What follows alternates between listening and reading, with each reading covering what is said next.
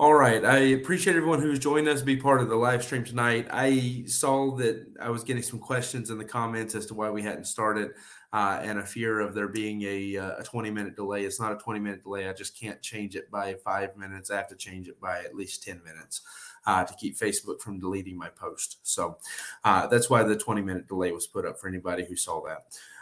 Anyways, I appreciate you joining us. We have something a little bit special today.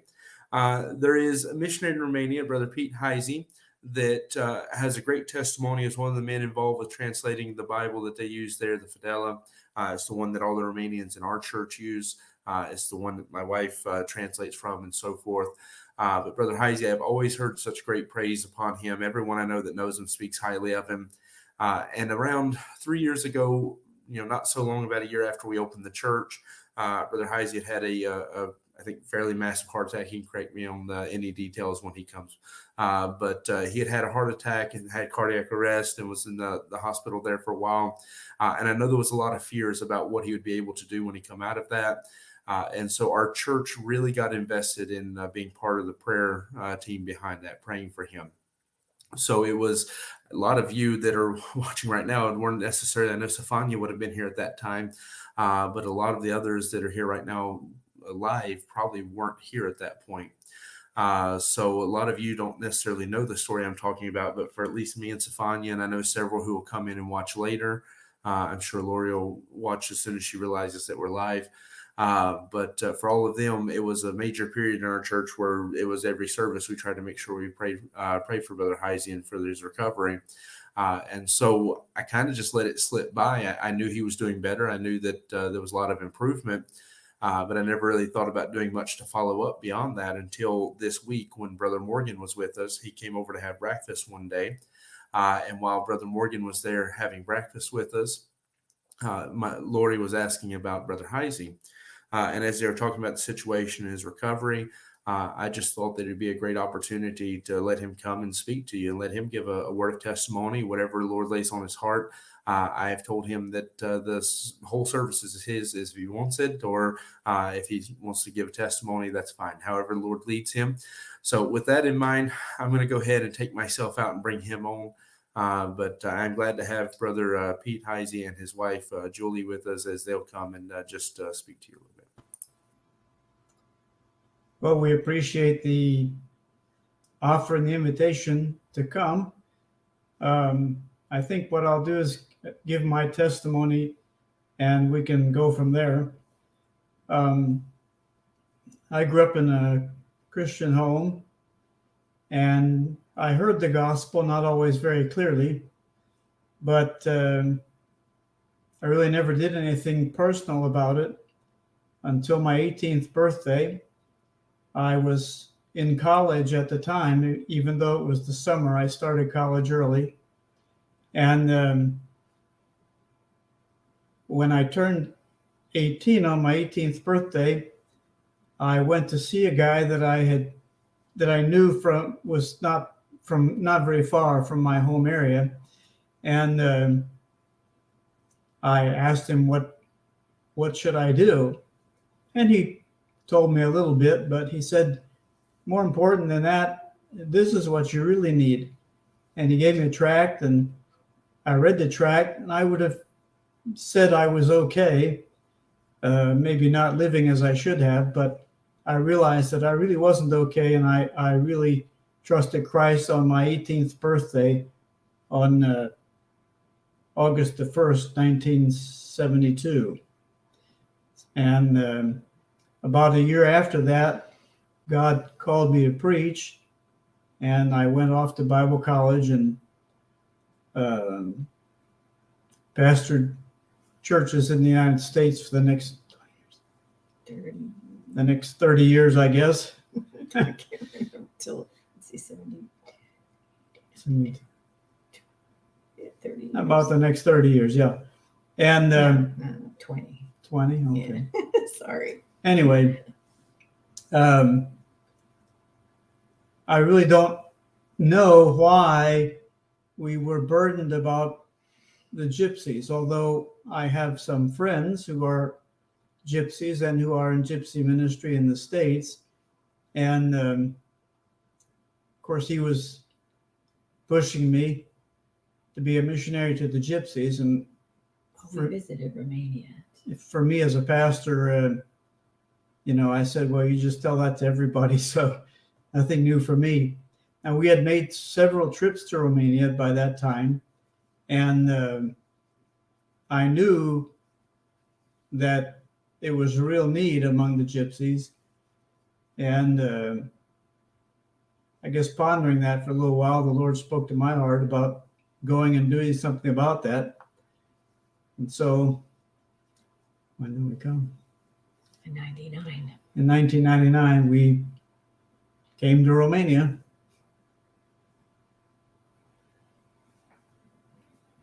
And we've been working with the gypsies here. Their official name is Roma, but we call them gypsies. And to this point, we've been able to get 3 churches started, although we've had good contact with 2 others.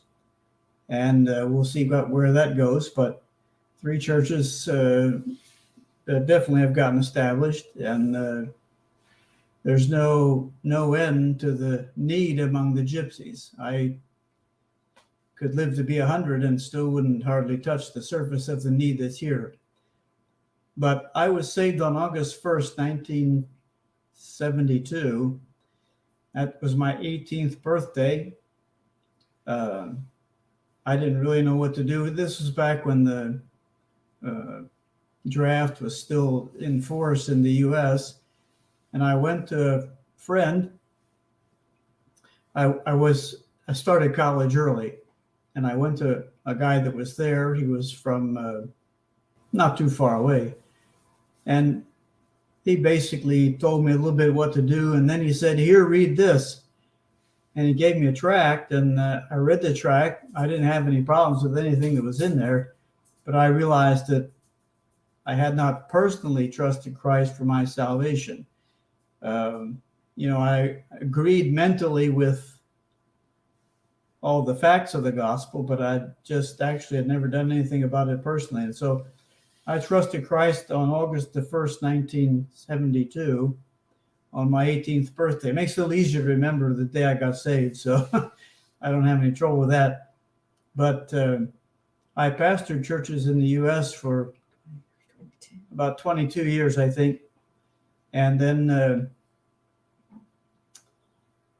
back in 1999, God called us to come to Romania to minister to the gypsies here. There was all kinds of needs among the Romanians. I'm not denying that, but virtually nobody was working with the gypsies at that time. And so we were going into sort of uncharted territory, but there was a real need. And we've been able to start 3 churches, good contacts with 2 others. And we're just looking what the next step's going to be. Do you want to tell them about the gypsies and how they are? If we can tell you a little bit about the gypsies now that I've said all that. They are a distinct people group. They're not Romanians or even Americans for that matter. They're a distinct people group genetically. They have their own language, and their origins probably go back to India, but that's too far behind me. And there are some good ministries being started among the gypsies in the United States, in Ohio primarily, but I talked to some folks that were involved in those ministries about what to do, and they gave me some good advice. And so we came here in 99, right? In 99, and jumped right in. We didn't waste any time. We met a family, Ion and Mariana, and they were our first contacts among the gypsy people. And I asked if they would be willing to have a Bible study in their home, and That was no problem. They were glad to do it.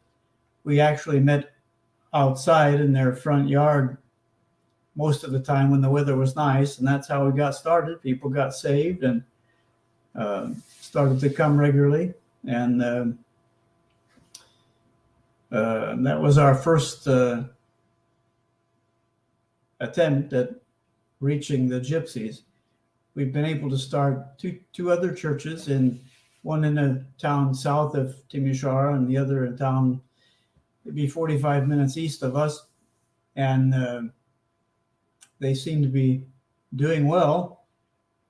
So I would say we've got 3 churches started and contacts with 2 other ones.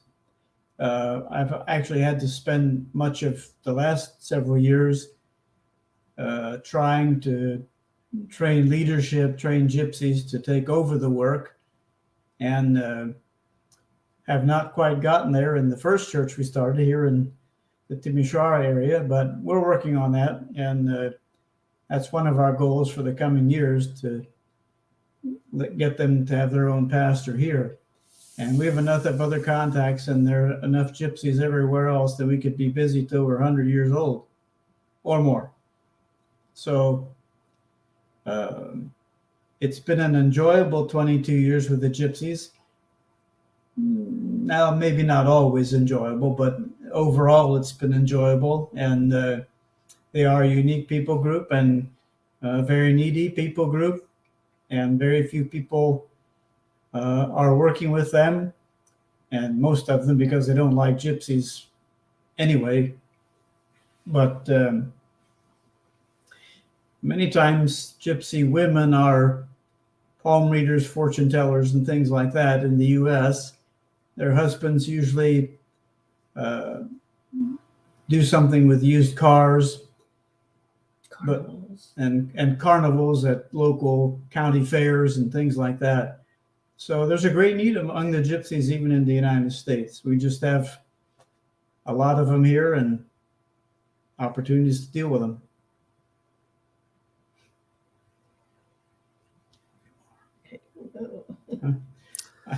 All right, brother, if you don't mind, I'll ask you a question. I don't want to put you on the spot. It's okay. You can ask me as many questions as you want. That makes it easier for me. Okay. Can you maybe speak a little bit about what it was like translating the Bible, or if that's something you're comfortable to talk about? Yeah, I may not be able to tell too many details. I assume you mean into Romanian. Yes, sir. Okay. When Brian Nibby, another missionary here in Romania, contacted me about what they were hoping to do at their church, I said, well, I'm all for that. And I had opportunity to check it and make some suggestions and things like that. And in my opinion, it really fulfilled a need that was here. There was no Bible that was like the King James Bible. I mean, some were closer than others, but none of them was, at least as far as I was concerned, was really acceptable. You know, I'd like to be able to tell people the book they hold in their hand is absolutely trustworthy, every word of it. I couldn't do that with any of the translations here in Romania. So that's what got started on the translation department. We've been able to see 3 gypsy churches started and contacts with 2 more. So we've been busy doing that for the last 20 years. Would you mind maybe talking a little bit about how the Lord worked in your recovery? I mean, if you're comfortable to talk about that, the way the Lord worked in your recovery from the heart attack. Would you like me to tell that? I think I probably know that a little bit better than he does. Oh, I forget. yeah, he does. I forget what happened. Yeah, which is good. But he actually had been playing tennis for several months, once a week, and had always gone by himself. But the day that he left in the morning on that Thursday, January 31st, Brother Tim Clark was staying with us because he was doing a conference at the Bible or the Baptist Church in Timisoara with some missionary friends of ours, the Tylers. And so he was staying with us, and he went along with Pete. And Pete was playing tennis and he didn't feel well. And he stopped early. He said to Tim, I don't feel so good. And so they sat and talked a little while, and then they got up to leave, and Pete just fell over. And so I got a call from Brother Tyler because Brother Clark didn't have my phone number. So he told me to call Brother Clark, and I did. And Brother Clark said, you better come quick. It doesn't look good. And I mean, your husband leaves in the morning to go play tennis, and at 11 o'clock I get this call, you better hurry. It doesn't look good. So we got there, and he was all gray and had tubes coming out, and his heart had stopped. They had defibrillated him twice. Well, the guy that came along. Oh yeah, Tim. He was a soldier, and right. He started, and he knew how to do that CPR resuscitation. Yes, he started did it for 8 or 10 minutes, I guess, till the ambulance comes. He started the CPR, and then someone called the ambulance. And in that time, I was out. I didn't. Yeah, no, he didn't know anything. But so we got to the hospital, discovered it was a heart attack. And in the afternoon, we waited there and waited. I wasn't able to see him or be with him or ride with him in the ambulance. Around in the middle of the afternoon, the nurse came out and said to me that he got to the hospital with no blood pressure. He was on a respirator, and that was what was keeping him alive. And she wondered if I wanted them to put a stent in. That's what they were hoping to do. She said it would keeps the blood veins open. Right. It would open the blockage that was there. And she said he could die, on the operating table, but he definitely would die without it. And so I told her, of course, to go ahead. And so they did the stent. He stayed in the heart hospital. He was out. He was in a coma for 5 days. And in that time, I had a nice rest. A young doctor was my lifeline because they're not particularly communicative there. So anyway, he would tell me each day how Pete was doing. And the fifth day when I went into, they would only let me see him 3 minutes a day. So I would go in, and on the fifth day is when he opened his eyes and he saw me, but he didn't know who I was. And he didn't know who I was for probably 2 more weeks after that. So he was in the heart hospital 2 weeks. He learned to talk. He started talking at the heart hospital, and then they moved him to the county hospital. And when he was at the county hospital, we were able to spend more time with him. And so he started remembering who I was, who our daughter was, and our children. And then he spent about a week there, and then he was 2 weeks at the recovery center, which is where I feel like most of the progress was made. He learned to walk. He was able to get up and move around and start doing things. His mind was affected because he was without oxygen for no one actually really knows how long. 10 or 12 minutes. I don't really know. But they call it frontal syndrome, whatever that means. But he just has some memory issues and concentration, gathering thoughts, and, things like that, which makes it difficult because he would love to preach, but it just can't quite gather things enough to I know it's in there, but I can't get a hold of it. And that's why it's easier to talk about his testimony and things that he's familiar. Well, not that he's not familiar with preaching, because he certainly is, but God was so gracious. And I prayed that he would allow Pete to be able to walk and to talk. because then I knew that I could take care of him. If he can walk, I can take care of him. If he can't walk, I can't lift him up and move him around and stuff. So God was so gracious in allowing him to be able to walk and move and interact with people. It's just abundantly above what we expected, because the doctors literally gave me no hope. Yeah, I remember that. He said, I haven't ever seen anyone recover from something like this. And twice the young doctor told me it was a miracle. Yeah, I remember when it happened that was one of the biggest concerns, is they didn't know what abilities you would get back. Right. And so that was one of the big things we prayed about. I know Brother Morgan told me that you still know most, if not all, of the languages you knew before. Yeah, I Does well with languages. Yes. Didn't lose that. Thank the Lord. Well, all the memories are stored in different places. So They are, yes. Now and again, I'll forget a word. I know the word and I can't think of it, but well, I only know one language and I forget words. So I was going to say it happens also in English from time to time. But how many languages do you speak? 4. 4? It's English, Romanian, Gypsy. English, Romanian, German. A little German. A little Gypsy. And 2 Gypsy dialects. Okay. I was just curious because I know that I know you spoke a few languages. So I was just curious which ones. And I should better say I understand them. Even if I can't communicate from my end, I can at least understand what they said to me. That's usually how I am with Dutch. So I don't actually speak it so well, but I understand it some. So I know what you mean in that.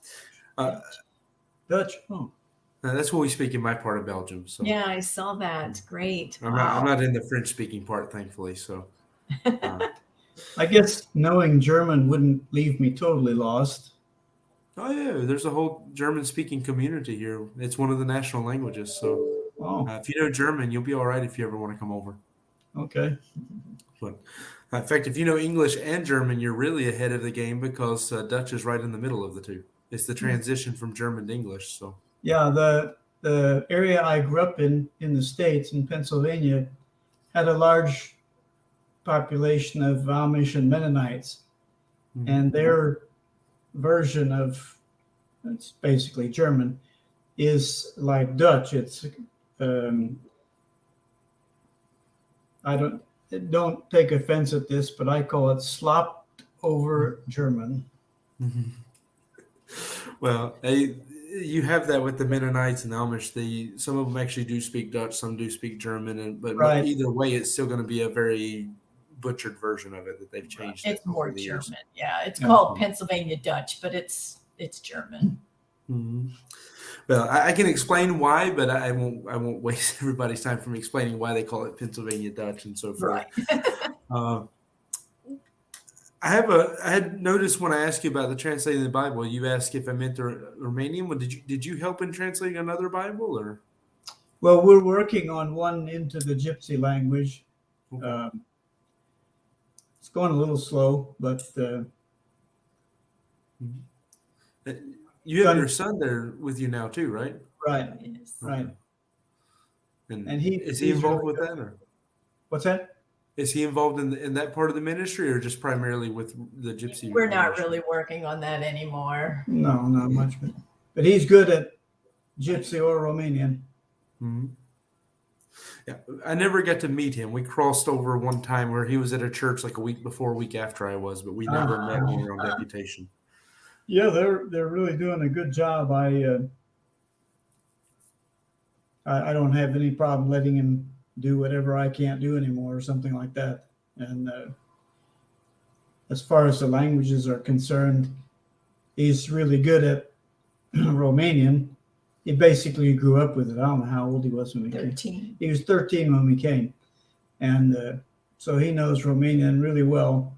Okay. And he knows the Gypsy language too. And they can't keep secrets with him. Well, we have, obviously you have Gypsies everywhere in the world. So usually I try to talk to them in Romanian, but I haven't learned much in the Gypsy language. So. Right. Yeah. Yeah, it's the same. The Gypsy language is pretty much the same everywhere. because there were so many in Romania, a lot of them also speak Romanian, but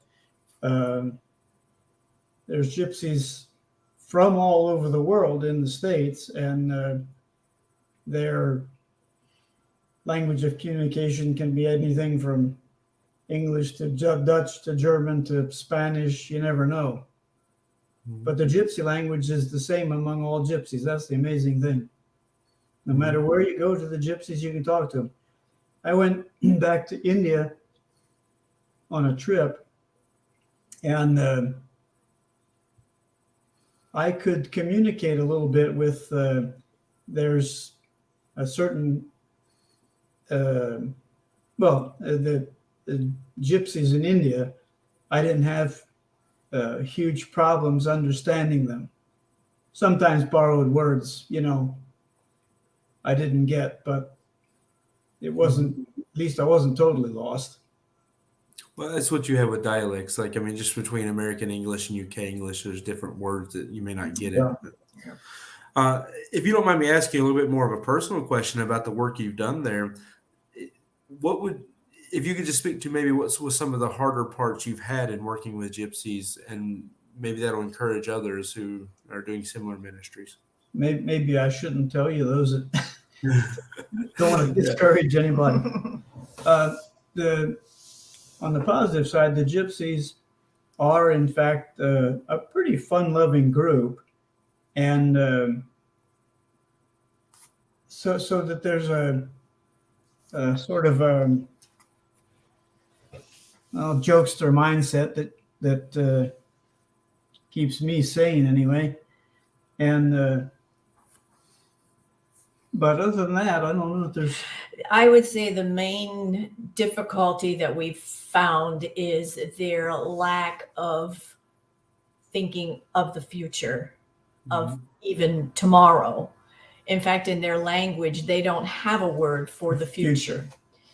And so to try and get them to think about eternity, they don't even think about it. When we would go to visit an area, as soon as we would pull in, they would gather around the car. What did you bring for us? What are you going to give us? And when we'd say, sometimes that was a result of other groups. Yes, it is. Who did that. Right. And I'm not going to comment one way or the other on that. But. Right. Yeah. It kind of confuses the gospel with, getting things.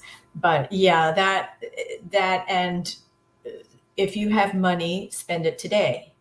Mm-hmm.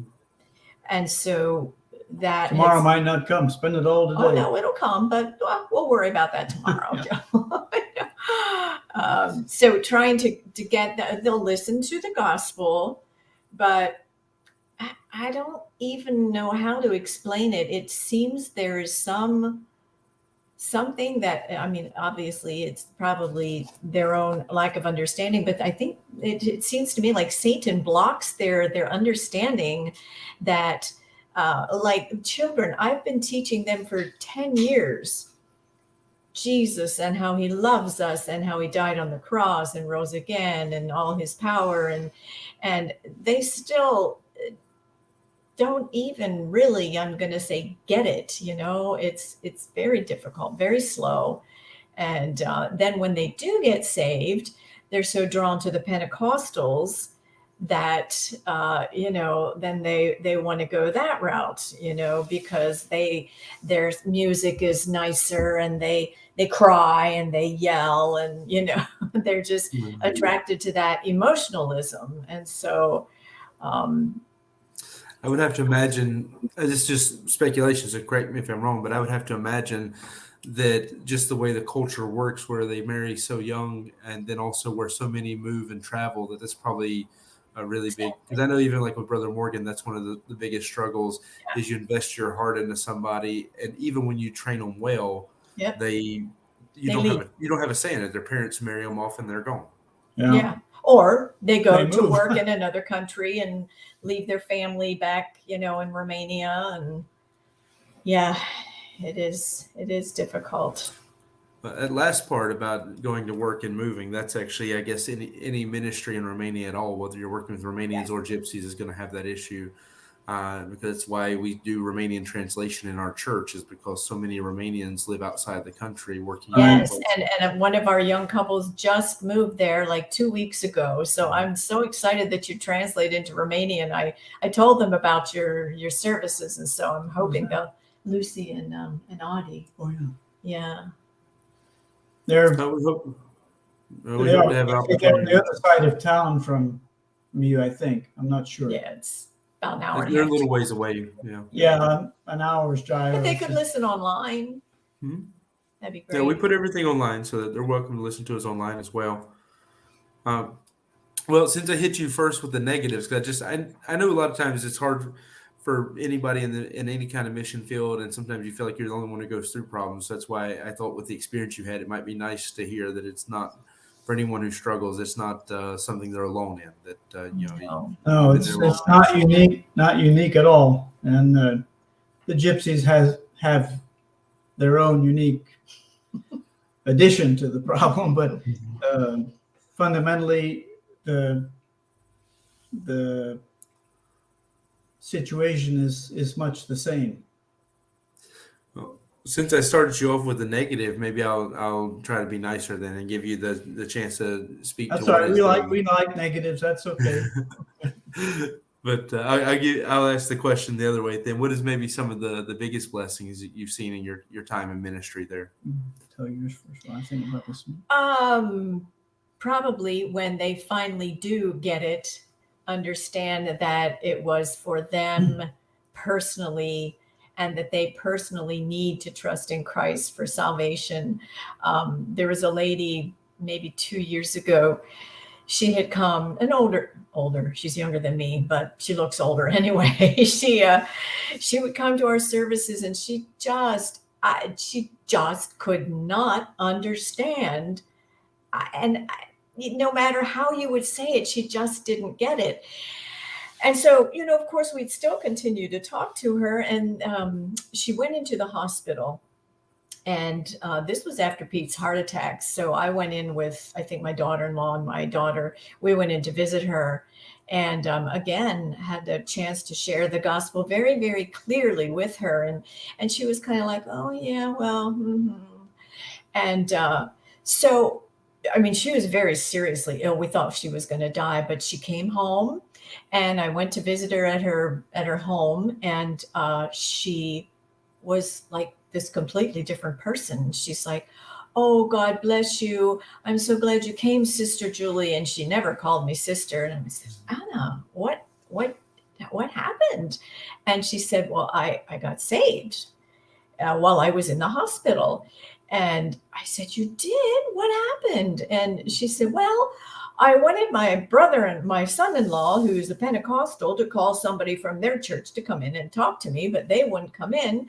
And so I just did it by myself. She said, you told me I could. And I had. When I left the hospital, I said, you don't have to wait until I come back. You don't have to wait until you come home and come to church. Because sometimes they have that idea. Oh, I got to go to church and I got to pray. And I said, you can do it wherever you want to, wherever the Lord speaks to your heart and you understand your need of a savior, you trust in him. And she said, and so I did. And not probably 2 weeks later, she passed away. And so that, along with others that have gotten saved, and you can actually see a changed life. And there's not many. I will tell you, there's not many, especially the young people. They will get saved, and like you said, then their parents or they decide that at 14, wow, I'm an old maid. I got to go live with somebody, and every single young person that has been in our ministry, probably, I don't know, 20, 30, 40 of them, not one. Yes, Florine and Claudia, one has waited until they were married. Legally married. Well, even if they would just have a gypsy ceremony, we consider that married. Even if they don't go to the mayor's office and get the papers and stuff, if they do what's considered marriage as a gypsy culture, then we consider them married as well. But yeah, so it's, if you're looking for results, if you're looking for big success stories, and you We don't have it. I'm glad God only requires us to be faithful, because we can do that. Well, I'll share this. Maybe it'd be a chance to encourage one another. That coming in Belgium, Belgium, when I first come here, I didn't really know that much about the country. So I sat down with a man who'd been involved with missions for a long time. And actually, one of the only Baptist churches here was planted by a missionary out of his church. And I didn't know that. I just happened to go to this person. But I was speaking with him, and he informed me that Belgium is a missionary killer, that missionaries just don't stay in Belgium. And for me, one of the greatest, I guess I had to answer this question for an interview recently that I was doing for a college student, that I think the greatest blessing in any ministry is what you're speaking to, the ability to make a difference in people's lives, no matter whether you get to see long-term fruit of that or not, just to be able to be a part of somebody's life and invest in them. Yeah. But the benefit to working somewhere like Belgium or with someone like Gypsies, that in general people don't, people turn a blind eye and don't go there. Is that you have a chance to run away from the Gypsies. But like I say, for me, I think it really just comes down to that being able to work somewhere or with someone that nobody else really seems to want to go.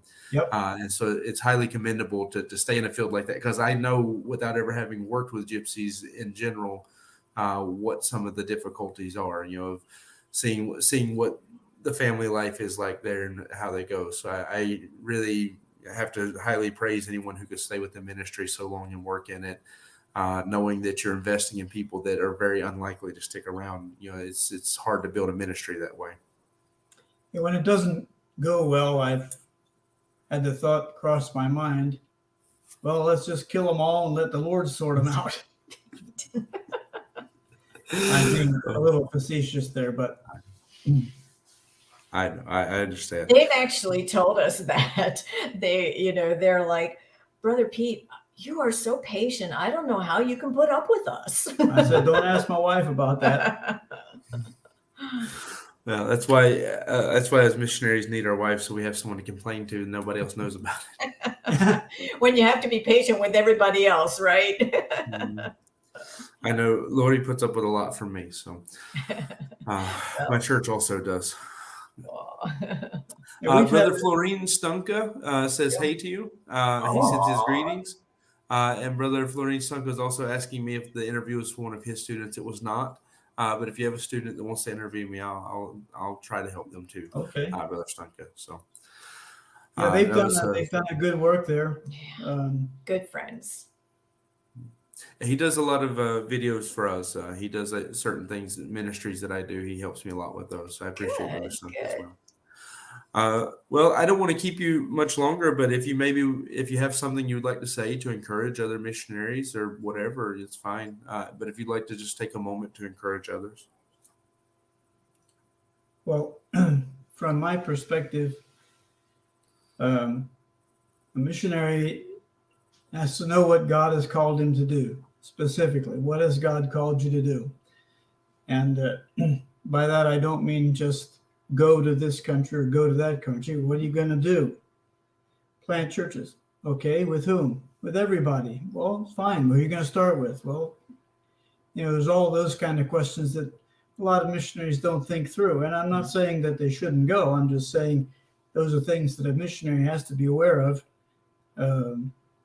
In these days, in any country you go to, whether that's Germany or Spain or Italy or Romania, there's numerous population groups that we would say are not native that need to be reached, as well as the natives. The natives, it's just. I think a missionary needs to realize that, and if he has any sense, he'll realize there's more here than I can do. And my comment is, welcome to the club, buddy. And when things get difficult and you get discouraged, to look back on that call and review that call and remember the burning that you had for that call, rather than think, oh, well, I think God, the call has changed because more than likely it probably hasn't.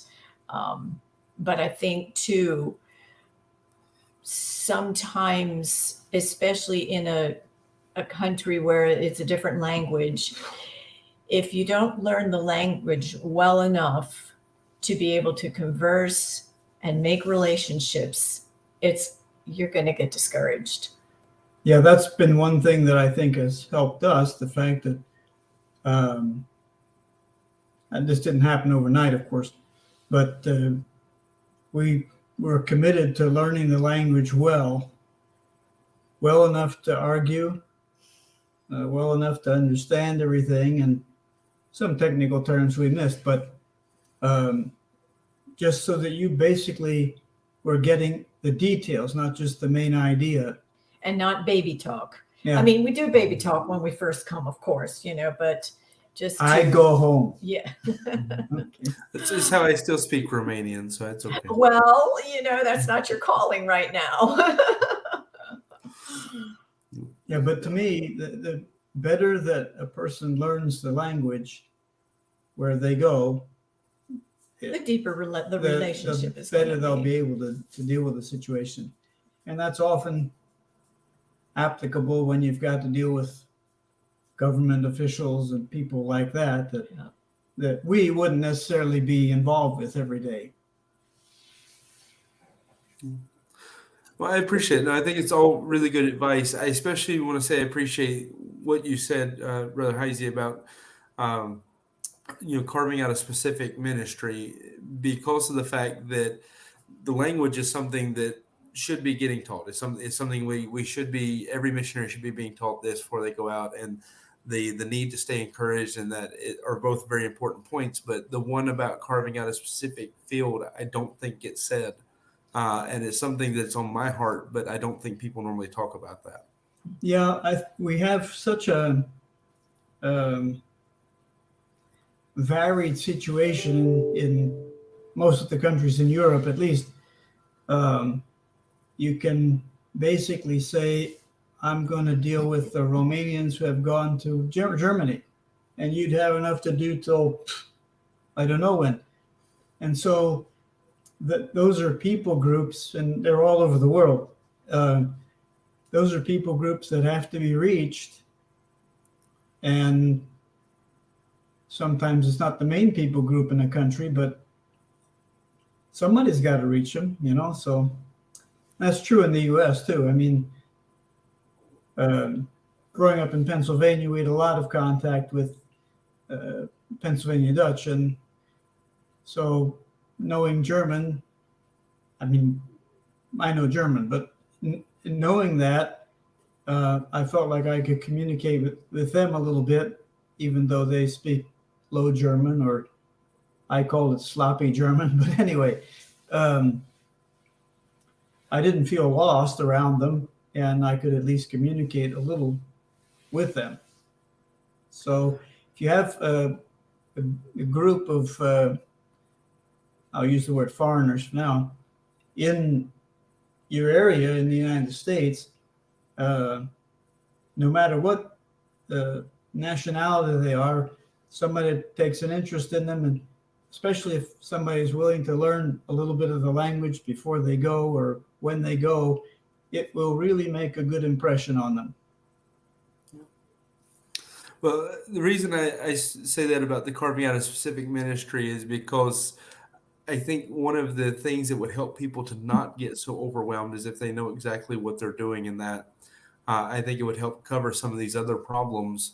Because even I had to make that decision when coming to Belgium that I'm going to a Dutch-speaking city, but it's also a university city, and most of the people who are going to be in town on Sunday are going to be English-speaking students, because the Dutch students go home.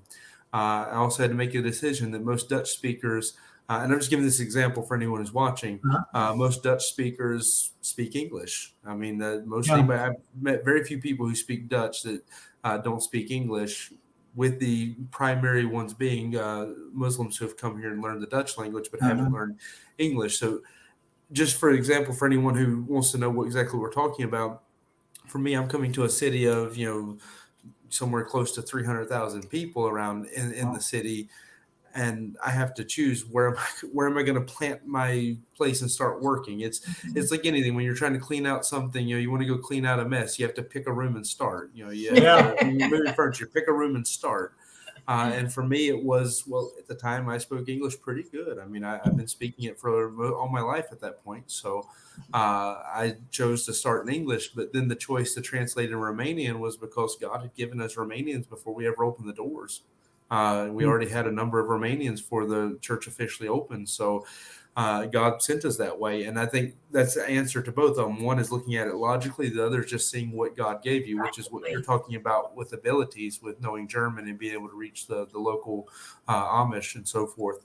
So I would use that as just an encouragement to anyone. It's not even limited to missionaries, what we're talking about in that, that if you think you're going to change the entire world in your lifetime for the gospel, then I commend you for your faith, but I would recommend picking a spot to start cleaning and just work from that corner. It's always easier if you can pick you a corner and work outward. And so for people, start with your family maybe or your neighbors. Pick some people local to you and start working there. Don't feel like you have to change the entire city in a day. Just start where you can and work your way out. And I'm just glad you gave a chance to say that, because I was talking actually to Brother Morgan about that this week. I've talked to somebody else about that this week, because it's just something that I've had to give the answer a few times recently why I don't translate to Dutch yet. And the answer is just primarily that the people who can speak it don't need it. But if I move beyond this city, now that's limited to this city. If I move to another city, then we have to do Dutch, because Ghent is a special city. But anyways, I don't want to keep you any longer. I appreciate that. I know you didn't know what you were getting into. I apologize if I got you off guard by turning this into an interview.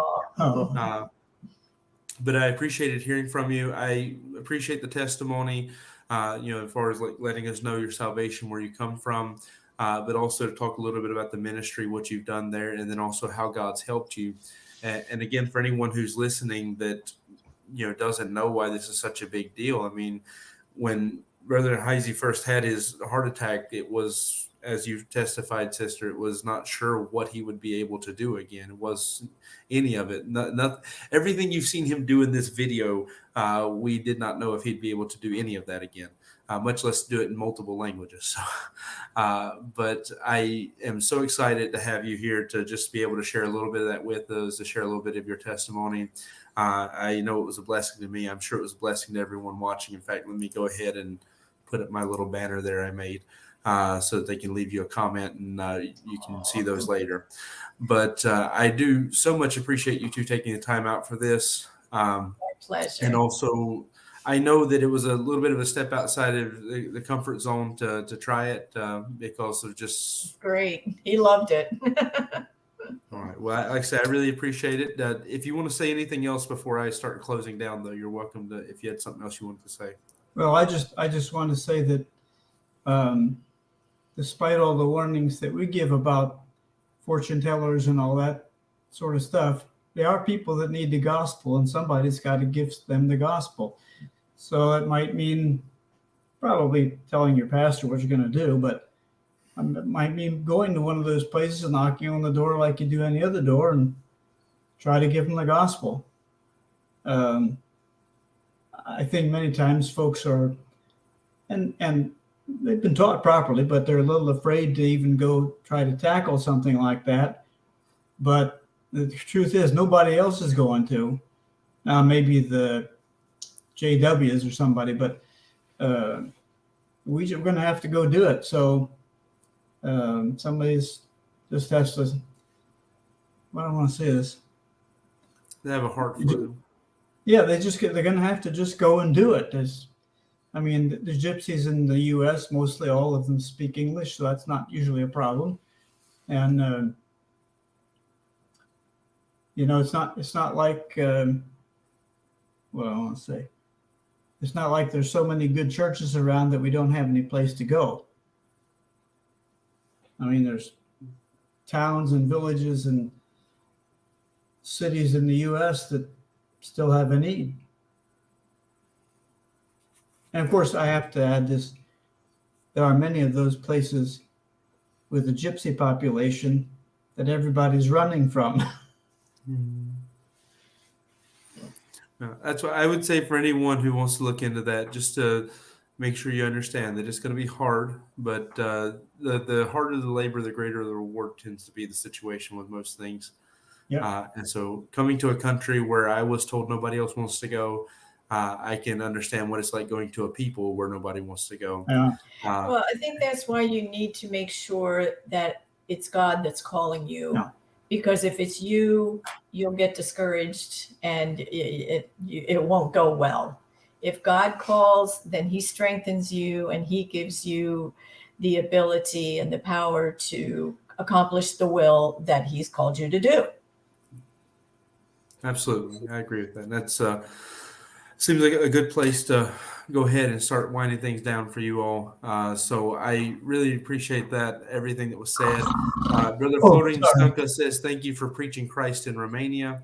So there will be other comments coming in, but I wanted to let you know that Brother Stunka specifically there is a Romanian says, thank you for preaching Christ in his country. So thank you again. I just want to give a little bit on there and say thank you for all the years of faithful service to the Lord and the part you've had. I mean, the part you had in the Bible, we use that Bible here in our church today. Your testimony is one that here in Belgium, there was a church praying for you because you have such a high testimony and people will speak so highly of you. So I'll tell you what I said to Brother Morgan, is you may not even realize the reach of what fruit, you've sown for, what fruit has come from your labor. You may not even begin to realize it yet. He had never even considered that the church here, him having led my wife to Christ, is a continuation of his work. And having done a work with people who have spread out across the world, you probably can't begin to imagine the fruit there. So I really do commend you and thank you for the work you've done for the Lord, and thank you for your time with us tonight. And we'll go ahead and get ready to close down the live stream. But thank you for everyone. I say just one thing more. Yes, sir. Somebody should go reach the gypsies. Amen. All right. Thank you, everyone who is part of the service with us and stuck around throughout the whole thing. I appreciate that. Do make sure if you didn't do it already, you leave a comment for them, letting them know that they were a blessing to you. I appreciate you being part of it.